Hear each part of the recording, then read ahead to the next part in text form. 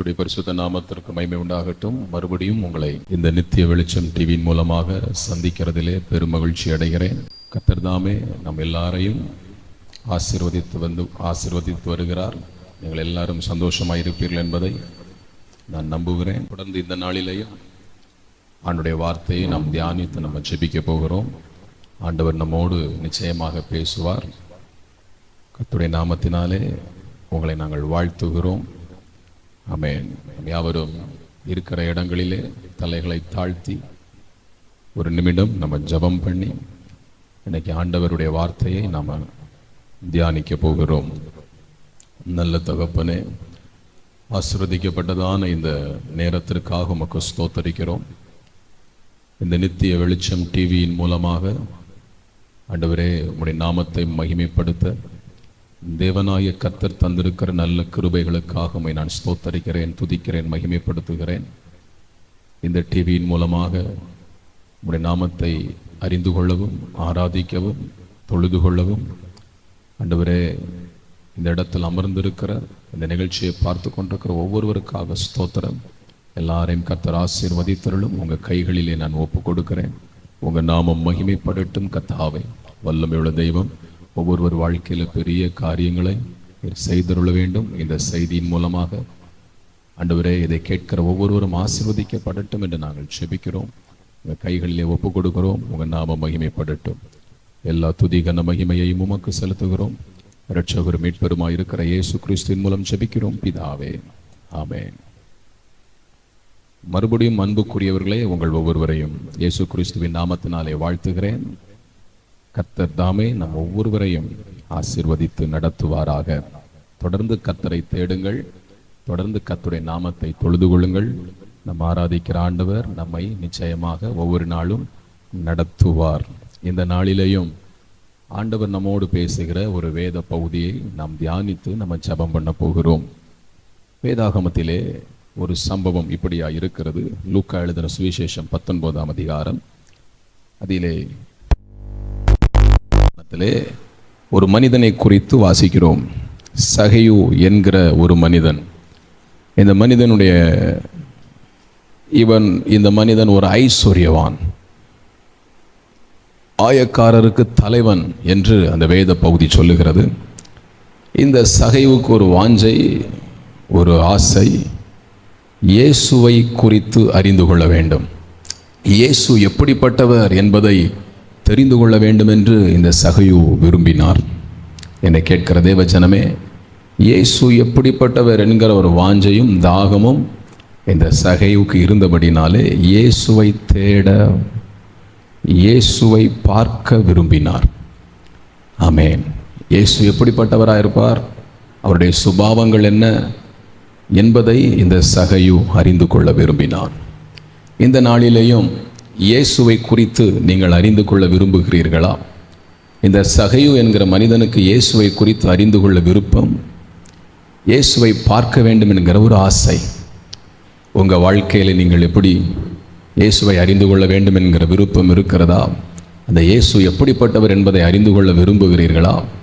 தேவஜனமே, இந்த நாளிலே இயேசுவை குறித்து ஒரே ஒரு காரியத்தை நாம் தியானிக்க போகிறோம்.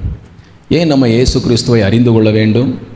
ஏனென்றால் வேதம் சொல்லுகிறது, 1 பேதுரு 2ஆம் அதிகாரம் 21ஆம் வசனத்தில் இயேசு சொல்லியிருக்கிறார், பேதுருவின் மூலமாய், அப்போஸ்தலனாகிய பேதுருவின் மூலமாய் ஆண்டவராக இயேசு கிறிஸ்து நமக்கு கற்றுக் கொடுத்திருக்கிறார். அவருடைய அடிச்சுவடுகளை நாம் பின்பற்ற வேண்டும். இயேசு கிறிஸ்து வாழ்ந்தது போல நம்ம வாழ வேண்டும். எனவே இயேசு கிறிஸ்துவின் சுபாவங்களை நாம் அறிந்து கொள்ள வேண்டியது அவசியம். இயேசு கிறிஸ்துவின் சுபாவங்கள் மனிதர்களுக்கு சமாதானத்தையும் அற்புதங்களையும் ஆனந்தத்தையும் பெற்றுக் கொடுக்கிறது. இயேசு கிறிஸ்துவின் சுபாவங்களை பின்பற்றின குடும்பங்கள் ஆசீர்வதிக்கப்பட்டிருக்கிறது. எனவே இயேசு கிறிஸ்துவின் சுபாவங்களை நாம் பின்பற்றும் பொழுது நம்முடைய வாழ்க்கை ஆசீர்வாதமானதாக மாறும், நம்முடைய குடும்பம் ஆசீர்வாதமானதாக மாறும். தேவஜனமே, இயேசு கிறிஸ்துவின் சுபாவத்தை நாம் அறிந்து கொள்ள வேண்டும். அப்போஸ்தலனாகிய யோவான் எழுதுகிறார், 1 யோவான் 2ஆம் அதிகாரம் 6வது வசனத்திலே வாசிக்கும் பொழுது யோவான் இப்படி சொல்லுகிறார், இயேசு கிறிஸ்து நடந்தது போல நாமும் நடக்க வேண்டும். இயேசு கிறிஸ்து எப்படி வாழ்ந்தாரோ அதே போல நம் ஒவ்வொருவரும், இந்த உலகத்தில் வாழுகிற ஒவ்வொரு மனிதர்களும் வாழ வேண்டும். இதற்காகத்தான் கர்த்தர் நம்ம இந்த உலகத்திலே தெரிந்தெடுத்திருக்கிறார். கிறிஸ்தவர்கள் என்று சொல்லிக்கொண்டு மாத்திரம் வாழ்வது போதாது, இயேசு கிறிஸ்துவை இந்த உலகத்தில் நாம் காண்பிக்க வேண்டும். தேவஜனமே, இயேசு கிறிஸ்துவினுடைய சுபாவங்கள் மெய்சிலிர்க்க வைக்கிறது. இந்த உலகத்திலே ஆமென் பெரிய வரலாற்று சாதனைகளை படைத்தவர் இயேசு கிறிஸ்து. வரலாற்றையே இரண்டாய் பிளந்தவர் இயேசு கிறிஸ்து. இவருடைய சுபாவங்கள் நம்முடைய வாழ்க்கையிலும் காணப்படும் என்றால் நிச்சயம் நம்முடைய குடும்பங்களிலே, நம்மை சுற்றி இருக்கிறவர்களுக்கு மத்தியிலே ஒரு பெரிய மாற்றத்தை நம்மால் ஏற்படுத்த முடியும். இயேசு கிறிஸ்து எப்படிப்பட்டவர் என்பதை தொடர்ந்து நாம் தியானிக்க போகிறோம். இந்த நாளிலே இயேசு கிறிஸ்துவினுடைய ஒரு முக்கியமான ஒரு சுபாவத்தை, ஒரு முக்கியமான ஒரு குணாதிசயத்தை நாம் தியானிக்க கர்த்தர் நமக்கு உதவி செய்வாராக. வேதாகமத்திலே யோவான் எழுதின சுவிசேஷம் 15ஆம் அதிகாரம் 12வது வசனத்திலே இயேசு கிறிஸ்துவினுடைய சுபாவங்களில் ஒன்று குறிப்பிடப்பட்டிருக்கிறது. மறுபடியும் சொல்லுகிறேன், யோவான் எழுதின சுவிசேஷம் 15ஆம் அதிகாரம் 12வது வசனம் வாசிக்கிறேன், கவனியுங்கள். நான் உங்களில் அன்பாயிருக்கிறது போல நீங்களும் ஒருவரில் ஒருவர் அன்பாயிருக்க வேண்டும் என்பதே என்னுடைய கற்பனையாயிருக்கிறது என்று இயேசு கிறிஸ்து சொல்லியிருக்கிறார். ஒரு முறை கூட வாசிக்கிறேன், கவனியுங்கள். நான் உங்களில் அன்பாயிருக்கிறது போல நீங்களும் ஒருவரில் ஒருவர் அன்பாயிருக்க வேண்டும் என்பதே என்னுடைய கற்பனையாயிருக்கிறது. என்னை கேட்கிற தேவ ஜனமே, இந்த வசனத்தை நாம் தியானிக்கும் பொழுது நாம் அறிந்து கொள்ள முடிகிறது இயேசு கிறிஸ்துவினுடைய ஒரு முக்கியமான சுபாவம். என்ன அது? நான் உங்களில் அன்பாயிருக்கிறது போல. அப்படி என்றால் இயேசு கிறிஸ்து அவருடைய முக்கியமான ஒரு சுபாவம் என்னவென்றால் அன்பு. இயேசு கிறிஸ்து அன்புள்ள தெய்வம். அன்பே இயேசு கிறிஸ்து தான். தேவஜனமே, தேவன் அன்பாகவே இருக்கிறார் என்று 1 யோவான் 4ஆம் அதிகாரம் 8வது வசனம் நமக்கு கற்றுக் கொடுக்கிறது. இந்த உலகத்திலே இருக்கிற எல்லா அன்பை விட இயேசு கிறிஸ்துவின் அன்பு மேலானதாக இருக்கிறது, மகிமையானதாக இருக்கிறது, சிறந்ததாக இருக்கிறது. இயேசு கிறிஸ்து அன்புள்ள ஒரு தெய்வமாக இருக்கிறார். இந்த இயேசு கிறிஸ்துவின் அன்பு மேலானது.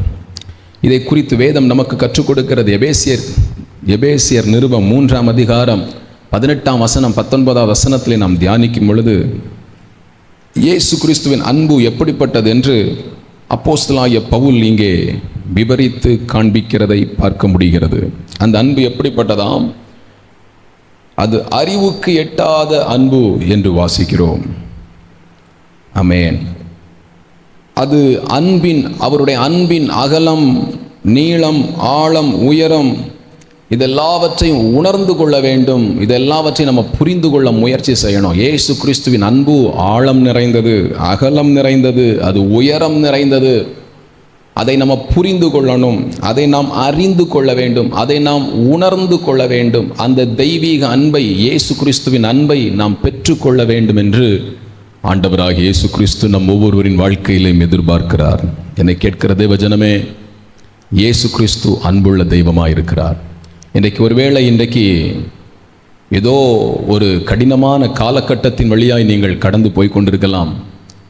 யாருடைய அன்பையோ நீங்கள் எதிர்பார்த்து சோர்ந்து போயிருக்கலாம். யாரோ உங்களை நேசிப்பார்கள் என்று எதிர்பார்த்து அவர்கள் நேசம், அவர்களினுடைய அன்பு உங்களுக்கு கிடைக்காமல் போய் கொண்டிருக்கலாம். ஆனால் ஆண்டவராகிய இயேசு கிறிஸ்து அன்புள்ள தெய்வம். அவர் இன்றைக்கும் உயிரோடு இருக்கிறார். அந்த இயேசு கிறிஸ்து உங்களை நேசிக்கிறார். அவருடைய அன்பை உங்களுக்கு கொடுக்க விரும்புகிறார். அவருடைய அன்பு மேலானது, அது ஆழம் நிறைந்தது, அது அகலமானது, அது உயரமானது, அது புரிந்து கொள்ளக்கூட முடியாத அளவுக்கு அவ்வளவு வலிமை நிறைந்தது. அந்த தெய்வீக அன்பை நாம் ஒவ்வொருவரும் பெற்றுக்கொண்டு ஆண்டவருடைய நன்மைகளை சுதந்திரித்து கொள்ள கர்த்தர் உங்களை அழைக்கிறார். நீங்கள் எதிர்பார்க்கிற நபர்கள் உங்களை நேசிக்கவில்லையா? தேவஜனமே, இயேசு உங்களை நேசிக்கிறார். அந்த தெய்வீக அன்பை பெற்றுக்கொண்டும் பொழுது நீங்கள் எதிர்பார்க்கிற நபர்களும் உங்களை நேசிக்க ஆரம்பிக்கத்தக்கதாக இயேசு கிறிஸ்துவின் அன்பு அவ்வளவு வலிமை நிறைந்ததாக, வல்லமை உள்ளதாய் காணப்படுகிறது. இந்த இயேசு கிறிஸ்துவின் அன்பை பெற்றுக்கொள்ளுங்கள். இந்த அன்பு உங்களுக்குள் வரும்பொழுது உங்கள் குடும்பத்திலே சமாதானம் வரும். நீங்கள் எதிர்பார்க்கிற காரியங்கள் உங்கள் வாழ்க்கையில் நடக்க ஆரம்பிக்கும். உலக அன்பை தேடி போக வேண்டாம். உலக அன்பு மாயையா இருக்கிறது. உலக அன்பு ஒரு நாள் மறைந்து போய்விடும். இயேசு கிறிஸ்துவின் அன்பு ஒரு நாளும் மாறாததாக இருக்கிறது. இந்த உலகத்தில் தாயின் அன்பை விட தந்தையின் அன்பு, நண்பர்கள், உறவினர்கள் எல்லாருடைய அன்பும் மனிதர்களுக்கு தேவைதான். எல்லாரும் நம்மை நேசிக்கிறார்கள். ஒரு தாயின் அன்பு தேவை, தந்தையின் அன்பு தேவை, உறவினர்கள் அன்பு தேவை, பிள்ளைகளின் அன்பு தேவை, எல்லாருடைய அன்பு மனிதர்களுக்கு தேவை. ஆனால் இந்த அன்பு எல்லா அன்பை விட மேலான மகிமையான அன்பு இயேசுவின் அன்பு மாத்திரம்தான். ஆம் தேவ ஜனமே, இந்த அன்பு உங்களுக்கு கொடுக்க வேண்டும் என்று இயேசு விரும்புகிறார். இந்த இயேசு கிறிஸ்துவின் அன்பு எப்படிப்பட்டது? வேத வசனம் நமக்கு கற்றுக் கொடுக்கிறது. யோவான் எழுதின சுவிசேஷம் 15ஆம் அதிகாரம் 12ஆம் வசனத்தில் இயேசு கிறிஸ்துவின் அன்பு ஏன் மேலானது, இந்த உலகத்தில் இருக்கிற எல்லா அன்பை விட இயேசு கிறிஸ்துவின் அன்பு மேலானது, ஏன் அது மேலானது என்பதை ஒரு சில காரியங்கள் நம்ம பார்க்க போகிறோம். முதலாவது வேதம் சொல்லுகிறது, யோவான் எழுதின சுவிசேஷம் 15ஆம் அதிகாரம் அதனுடைய 12வது வசனம் சொல்லுகிறது. யோவான் 15ஆம் அதிகாரம் 12ஆம் வசனம் சொல்லுகிறது. 13வது வசனம், மன்னிக்கவும், 13வது வசனம் சொல்லுகிறது, ஒருவன் தன் சிநேகிதருக்காக தன் ஜீவனை கொடுக்கிற அன்பிலும் அதிகமான அன்பு ஒருவரிடத்திலும் இல்லை. ஏன் இயேசு கிறிஸ்துவின் அன்பு மேலானதென்றால், இயேசு கிறிஸ்து மனிதர்களுக்காக, இதை பார்த்து கொண்டிருக்கிற உங்கள் ஒவ்வொருவருக்காக தன் உயிரையே தியாகம் செய்திருக்கிறார். 2000 வருடங்களுக்கு முன்பதாக இயேசு கிறிஸ்து இந்த உலகத்தில் வந்து சிலுவை சுமந்து உங்களுக்காக, இந்த உலகத்திலே வாழுகிற ஒவ்வொரு மனிதர்களுக்காக சிலுவை சுமந்து, சிலுவையிலே 3 ஆணிகள் அடிக்க தொங்கி 6 மணி நேரம் சிலுவையில் தொங்கி இயேசு கிறிஸ்து ஜீவனை கொடுத்தார். நமக்காகத்தான். இதை பார்த்து கொண்டிருக்கிற உங்கள் ஒவ்வொருவருக்காக, நம் ஒவ்வொருவருக்காக இயேசு கிறிஸ்து தன் சொந்த உயிரை கொடுத்தார். ஏன் கொடுத்தார்? நம்ம மேலே இருக்கிற அன்பின் நிமித்தமாய். இந்த வசனம் சொல்லுகிறது, ஜீவனை கொடுக்கிற அன்பை விட மேலான அன்பு ஒன்றுமே இல்லை நமக்காக. இதை பார்த்து கொண்டிருக்கிற உங்களுக்காக யாருமே ஜீவனை கொடுக்க, உயிரை கொடுத்து நேசிக்க முன்வர மாட்டார்கள். ஆனால் இயேசு உங்களுக்காக, உங்களை நேசித்து ஏற்கனவே உங்கள் மேலே இருக்கிற அன்பின் நிமித்தமாய் அவர் ஜீவனை கொடுத்திருக்கிறார் என்பதை நாம் விளங்கி கொள்ள வேண்டும். ஜீவனை கொடுத்த ஆண்டவர் இன்றைக்கும் உயிரோடு இருக்கிறார். அவர் 3ஆம் நாள் உயிரோடு எழும்பினார். இன்றைக்கும் அவர் உயிரோடு இருக்கிறார். அவர் ஜீவனை கொடுத்தது நிமித்தமாய் அவர் நம்ம மேல் வைத்திருக்கிற அன்பு எவ்வளவு மேலானது என்பதை விளங்கி கொள்ள முடிகிறது. ஏன் இயேசுவின் அன்பு மேலானது? ஏனென்றால் அவர் ஜீவனை நமக்காய் கொடுத்திருக்கிறார். அவருடைய அன்பு மெய்யாகவே மகிமையானது. மத்தேயு 26ஆம் அதிகாரம் 50வது வசனம் சொல்லுகிறது, இயேசு கிறிஸ்துவின் அன்பு எப்படிப்பட்டது? தன்னை காட்டி கொடுத்தவனையும் இயேசு நேசித்தார் என்று வாசிக்கிறோம். இயேசு அன்பு செய்தார். ஒரு மனிதன், யூதாஸ் என்கிற ஒரு மனிதன், அவரும் இயேசு கிறிஸ்துவின் சீஷன் தான். இயேசு கிறிஸ்துவின் சீஷனாக இருந்த யூதாஸ் காரியோத்து ஒரு முறை இயேசு கிறிஸ்துவை காட்டி கொடுக்க வருகிறான். எதிரிகளின் இடத்திலே இயேசு கிறிஸ்துவை காட்டி கொடுக்க வருகிறான். இதை நன்கு அறிந்த இயேசு கிறிஸ்து யூதாஸ் காரியோத்தை புறம்பே தள்ளவில்லை, கடினமாக பேசவில்லை, காயப்படுத்தவில்லை. யூதாஸ் காரியோத்து தன்னை காட்டி கொடுக்க வந்திருக்கிறான், தனக்கு துரோகம் செய்ய வந்திருக்கிறார் என்பதை இயேசு கிறிஸ்து அறிந்து கொண்ட பிறகும் இயேசு கிறிஸ்து யூதாஸை பார்த்து சொன்னார், சிநேகிதனே என்று தன் அன்பை இயேசு கிறிஸ்து வெளிப்படுத்துகிறதை பார்க்கிறோம். ஆம் தேவ பிள்ளைகளே, இயேசு கிறிஸ்துக்கு விரோதமாய் எழும்புகிறவர்களையும் இயேசு கிறிஸ்து நேசிக்கிறார். இயேசு கிறிஸ்துவின் அன்பு அவ்வளவு மேலானது. ஏன் இயேசுவின் அன்பு மேலானது? அவருக்கு எதிராக எழும்புகிறவர்களையும் இயேசு அன்பு செய்கிறார். யோவான் எழுதின சுவிசேஷம் 21ஆம் அதிகாரம் 15ஆம் வசனம் முதல் 17வது வசனம் வரை நாம் தியானிக்கும் பொழுது நாம் கற்றுக்கொள்ள முடிகிறது, நாம் அறிந்து கொள்ள முடிகிற இன்னொரு காரியம் என்னவென்றால், இயேசு கிறிஸ்துவின் அன்பு மேலானது. காரணம் என்னவென்றால், இயேசு கிறிஸ்துவை மறுதலித்த ஒரு சீஷன் அப்போஸ்தலனாகிய பேதுரு இயேசுவோடு கூட இருந்து 3.5 வருடம் இயேசுவோடு கூட இருந்து நடந்து வாழ்ந்து இயேசுவோடு கூட செயல்பட்டு கொண்டிருந்த முதன்மை சீஷன் என்று அழைக்கப்படுகிற அப்போஸ்தலனாகிய பேதுரு, இந்த பேதுரு இயேசு கிறிஸ்துவின் மரண நாட்களிலே, பாடுகளின் நாட்களிலே சில பேர் இயேசு கிறிஸ்துவை குறித்து கேட்ட பொழுது பேதுரு சொன்னார், எனக்கு இயேசு கிறிஸ்து யாரென்றே தெரியாது என்று சொல்லி இயேசு கிறிஸ்துவை சபித்தவன், சத்தியம் பண்ணின ஒரு சீஷன், தன்னை மறுதலித்த சீஷன், தன்னை யாரென்றே தெரியாது என்று பொய் சொன்ன ஒரு சீஷனை கூட இயேசு கிறிஸ்து புறம்பே தள்ளவில்லை.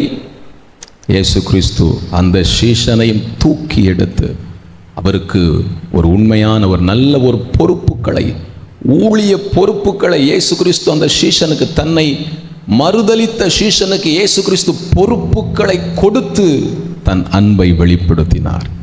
என்னை கேட்கிற தேவ ஜனமே, இயேசுனா யாருன்னே தெரியாதுன்னு சொல்லி சில நேரத்தில், சில சூழ்நிலைகளில் ஒருவேளை இயேசுவை நாங்கள் ஒரு கிறிஸ்தவங்கன்னு சொல்லி, நாங்கள் இயேசுவை அறிஞ்சிருக்கிறவங்கன்னு சொல்லி மற்றவங்கள்ட்ட ஒருவேளை நீங்கள் காட்டிக்கொள்ள விரும்பாவிட்டால் கூட, இன்னைக்கு இயேசு கிறிஸ்து உங்களை நேசிக்கிறார், உங்களுக்கு சில பொறுப்புகளை கொடுக்க விரும்புகிறார். காரணம், இயேசு கிறிஸ்து அவ்வளவு அன்புள்ள தெய்வம், அவருடைய அன்பு மேலானது. இன்னும் லூக்கா 15ஆம் அதிகாரம் 20வது வசனத்தில் இயேசு கிறிஸ்துவின் அன்பு எப்படிப்பட்டது என்று சொல்லப்பட்டிருக்கிறது. பாவியான ஒரு மனிதன் பாவம் செய்துவிட்டு தூரம் போனான். மறுபடியும் தன் பாவத்தை உணர்ந்து தன் தகப்பனிடத்தில் தேடி வரும்பொழுது, அந்த தகப்பன் அந்த மகனை புறம்பே தள்ளாமல் இரு கரங்களினால் அரவணைத்து முத்தமிட்டு ஏற்றுக்கொள்ளுகிறதை பார்க்கிறோம். ஆம் தேவ பிள்ளைகளே, இயேசு கிறிஸ்துவின் அன்பு இப்படிப்பட்டதுதான். எந்த நிலைமையில் ஒரு மனிதன் இயேசு கிறிஸ்துவினிடத்தில் வந்தாலும் அந்த மனிதனை குற்றப்படுத்துகிறவர் அல்ல இயேசு கிறிஸ்து. அந்த மனிதனை அரவணைக்கிறவர், அந்த மனிதனை முத்தமிடுகிறவர், அந்த மனிதனை ஆசீர்வதிக்கிறவர். அவன் செய்த தவறுகளை சொல்லி சொல்லி சொல்லி நோகடிக்கிறவர் அல்ல இயேசு. இன்றைக்கு இந்த நிகழ்ச்சியை பார்த்து கொண்டிருக்கிற தேவ பிள்ளை, ஒருவேளை நீ ஆண்டவரை விட்டு தூரம் போயிருக்கலாம். ஆண்டவர் என்னை மன்னிப்பாரா, இனிமே ஆண்டவர் என்னை ஏற்றுக்கொள்வாரா என்கிற நிலைமையிலே இதை நீ கவனித்து கொண்டிருக்கலாம். ஆனால் இந்த வார்த்தை உங்களுக்கு நேராய் வருகிறது. இயேசு கிறிஸ்து உங்களை நேசிக்கிறார். நீ இருக்கிற நிலைமையிலேயே இயேசுவை தேடி வா, இயேசுவை நோக்கி வா. இயேசு கிறிஸ்து தன் இரு கரங்களினால் உன்னை அரவணைத்து உன்னை ஆசீர்வதிக்க ஆயத்தமா இருக்கிறார். காரணம், அவர் உன்னை அன்பு செய்கிறார். பாவத்தை வெறுக்கிறவர் இயேசு, ஆனால் பாவியை நேசிக்கிறவர். ஒரு பாவி மனம் திரும்பும் பொழுது ஒட்டுமொத்த பரலோகமுமே சந்தோஷப்படுகிறது. எனவே தேவஜனமே, ஆண்டவரை விட்டு தூரம் போயிட்டீங்களா? தான் கிறிஸ்தவன், நான் ஆண்டவரை நேசிக்கிறேன் அப்படிங்கிறத வெளியில காட்டிக்கொள்ள தயங்குகிறது நிமித்தமா குற்ற மனசாட்சியோடு இருக்கிறீங்களா?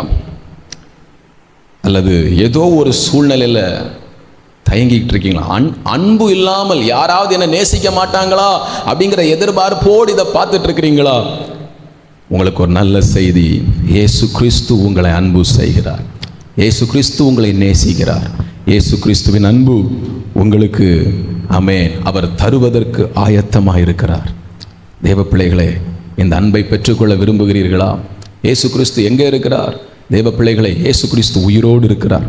அவர் ஆவியாக இருக்கிறார். ஆமென். அந்த இயேசு கிறிஸ்து அவருடைய அன்பை உங்க உள்ளத்துல தர விரும்புகிறீர்களா? தர விரும்புகிறார். சமாதானம் இல்லாமல் இருக்கிறீர்களா? அந்த அன்பு உங்களுக்குள் வரும்பொழுது உங்கள் உள்ளம் சமாதானத்தால் நிரப்பப்படும். இந்த அன்பை பெற்றுக்கொள்ளுங்கள். இயேசு எப்படிப்பட்டவர்? இயேசு அன்புள்ளவர். அந்த அன்புள்ள இயேசு அந்த அன்பை உங்களுக்கு காண்பிக்க விரும்புகிறார். எப்படி அந்த அன்பை நாம் பெற்றுக்கொள்ள முடியும் என்றால், அதற்கு வேதாகமத்திலே ஒரு வசனம் சொல்லப்பட்டிருக்கிறது. ரோமருக்கு எழுதின நிருபம் 5ஆம் அதிகாரம் அதனுடைய 5வது வசனம் சொல்லுகிறது. ரோமருக்கு எழுதின நிருபம், அப்போஸ்தலனாகிய பவுல் ரோமர்களுக்கு ஒரு நிருபம் எழுதினார். அந்த நிருபத்தில் 5வது அதிகாரம் 5வது வசனத்தில் அதிலே ஆண்டவருடைய அன்பு நாம் எப்படி பெற்றுக்கொள்ள முடியும் என்று சொல்லப்பட்டிருக்கிறது. 5வது வசனம் வாசிக்கிறேன். மேலும் நமக்கு அருளப்பட்ட பரிசுத்த ஆவியினாலே தேவ அன்பு நம்முடைய இருதயங்களில் ஊற்றப்பட்டிருக்கிறபடியால் என்று எழுதப்பட்டிருக்கிறது. இந்த வசனம் சொல்லுகிறது, தேவ அன்பு எப்படி ஊற்றப்படுகிறது? தேவ அன்பு நம்முடைய இருதயங்களில் ஊற்றப்படுகிறது. பரிசுத்த ஆவியினாலே தேவ அன்பு நம்முடைய இருதயங்களில் ஊற்றப்படுகிறது. இதை கேட்கிற தேவ ஜனமே, உங்களுக்கு தேவ அன்பை பெற்றுக்கொள்ள வேண்டுமா? ஆமென். தேவ அன்பை பெற்றுக்கொள்ள ஆண்டவர் நமக்கு ஒரு வழி காண்பிக்கிறார். அவருடைய பரிசுத்த ஆவியினாலே அவருடைய அன்பை நம்முடைய இருதயத்தில் ஊற்றுவதற்கு அவர் ஆயத்தமாக இருக்கிறார். பரிசுத்த ஆவியினால் அவருடைய அன்பு நம்முடைய இருதயத்தில் ஊற்றப்பட வேண்டும் என்று அவர் விரும்புகிறார். அதற்கு நம்ம என்ன செய்யணும்? ஆண்டவரே, உங்கள் அன்பினால் என்னை நிரப்புங்க, உங்கள் பரிசுத்த ஆவியினால உங்கள் அன்பு எங்கள் இருதயத்தில் ஊற்றப்படட்டும் என்று நீங்கள் ஜெபிப்பீர்களா? நீங்கள் ஆண்டவரை நோக்கி கூப்பிடுவீர்களா? கட்டாயம் ஆண்டவராக இயேசு கிறிஸ்து நீங்கள் வேண்டிக் கொள்ள ஆரம்பிக்கும் பொழுதே அவருடைய பரிசுத்த ஆவியினாலே அவருடைய அன்பை உங்கள் இருதயங்களில் அவர் நிச்சயமாய் ஊற்றுவார். இந்த தெய்வீக அன்பை நீங்கள் பெற்றுக்கொள்ள வேண்டும். இந்த தெய்வீக சுபாவத்தை நீங்கள் பெற்றுக்கொள்ள வேண்டும். ஆம் தேவ பிள்ளைகளே, இயேசு கிறிஸ்து எப்படி அன்புள்ளவராக இருந்தாரோ அதே போல இன்றைக்கு இதை கேட்கிற நீங்கள் ஒவ்வொருவரும் இயேசு கிறிஸ்துவின் அன்பை பெற்றுக்கொள்ள வேண்டும் என்று கர்த்தர் விரும்புகிறார். ஆமென். கர்த்தர் உங்களை நிச்சயமாய் ஆசீர்வதிப்பார். இயேசு கிறிஸ்துவின் அன்பை பெற்றுக்கொள்ளுங்கள். ஆமென். இயேசு கிறிஸ்துவின் அன்பை பெற்றுக்கொண்டால், ஒரு மனிதன் தெய்வீக அன்பை பெற்றுக்கொண்டால் அவனுடைய வாழ்க்கை எப்படி இருக்கும் என்றும் வேதம் நமக்கு காண்பித்து கொடுக்கிறது.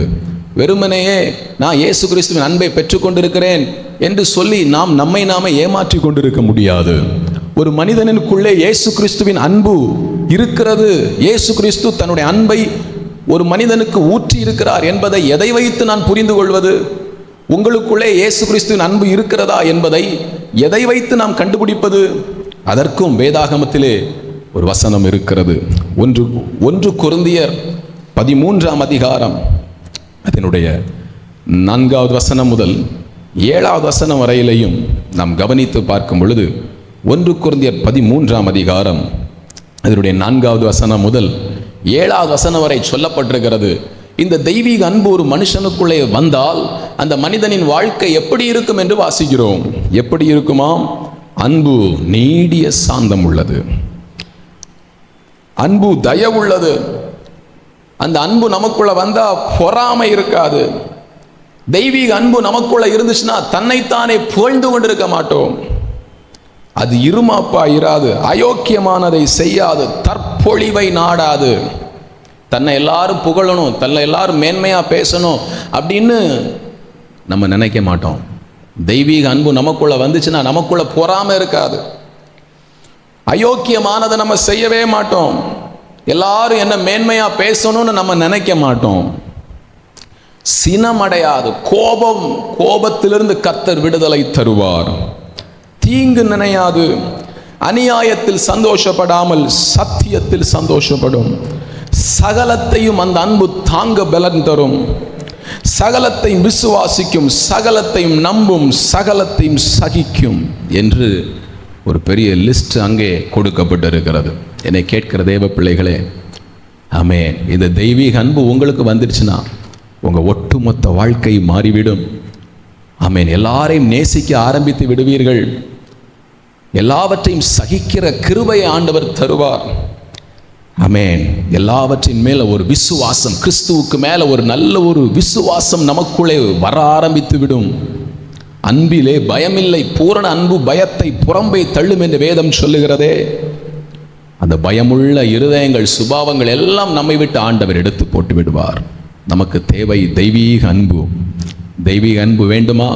இந்த தெய்வீக அன்பை பெற்றுக்கொள்ள விரும்புகிறீர்களா? இந்த சுபாவங்கள், தெய்வீக அன்பு வந்துச்சுன்னா இதில் சொல்லப்பட்டிருக்கிற ஆமீன் எல்லா சுபாவங்களும் நமக்குள்ளே இணைந்து வர ஆரம்பித்து விடும்.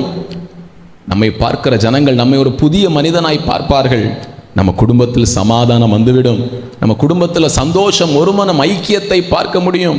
இயேசு கிறிஸ்துவின் அன்பு வந்தாலே நம்ம குடும்பம் ஒருமனமாகிவிடும், ஐக்கியமாகிவிடும். தேவ பிள்ளைகளே, உங்களுக்குள்ளே இயேசுவின் அன்பு வந்துவிட்டால் உங்க வாழ்க்கை மாற்றப்பட்டு விடும். உங்க வாழ்க்கையில் ஒரு பெரிய ஒரு ஆசீர்வாதம் வந்துவிடும்.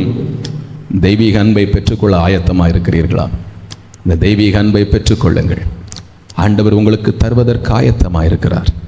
ஆமென். அதனால் தான் இயேசு கிறிஸ்து சொன்னார், நான் உங்களில் அன்பாயிருக்கிறது போல நீங்களும் ஒருவரில் ஒருவர் அன்பாயிருங்கள். இயேசு கிறிஸ்துவின் அன்பு நமக்குள் வந்துவிட்டால் நாம் ஒருவரை ஒருவர் நேசிக்கத்தக்கதான ஒரு பக்குவம் நமக்குள்ளே வந்துவிடும். எனவே தேவஜனமே, இயேசு கிறிஸ்துவின் அன்பை பெற்றுக்கொள்ளுங்கள். அதற்கு என்ன செய்யணும்? நான் ஏற்கனவே சொன்னது போல ஆண்டவரை பார்த்து சொல்லுங்க, இயேசுவே, நான் உம்மை விசுவாசிக்கிறேன். உங்கள் அன்பை உங்கள் பரிசுத்த ஆவியினால் என் இருதயத்தில் ஊற்றுங்க ஆண்டவரே.